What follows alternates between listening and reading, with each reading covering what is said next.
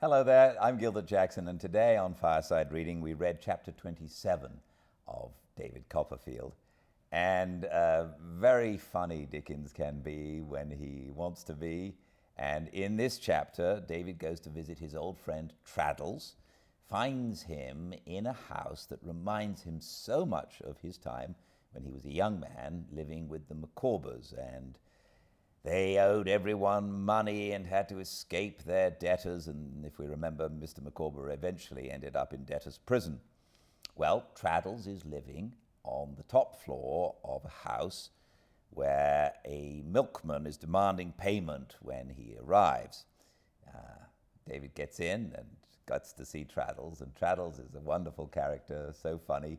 He tells David all about his life. He is a barrister studying for the bar, was left impecunious by an uncle who didn't care for him when he grew up.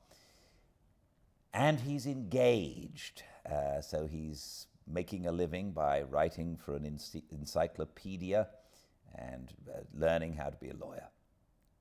And he says he doesn't spend much because he lives here with Mr. and Mrs. Micawber. And it turns out that he's living in the house of the Micawbers. Mr. Micawber is called in, he comes in, he doesn't recognize David, and finally does, and is so happy to see him. Mrs. Micawber comes in, she doesn't look quite so well, and it's revealed at the end of the chapter that she doesn't look quite so well because she's going to have another baby. Mr. Micawber is as much fun as he always is, and so is Traddles. It's a lovely chapter.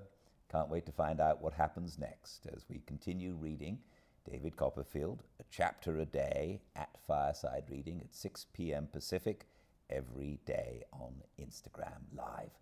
And if you'd like to catch each chapter in your own time, you can go to the YouTube channel Fireside Reading and listen there.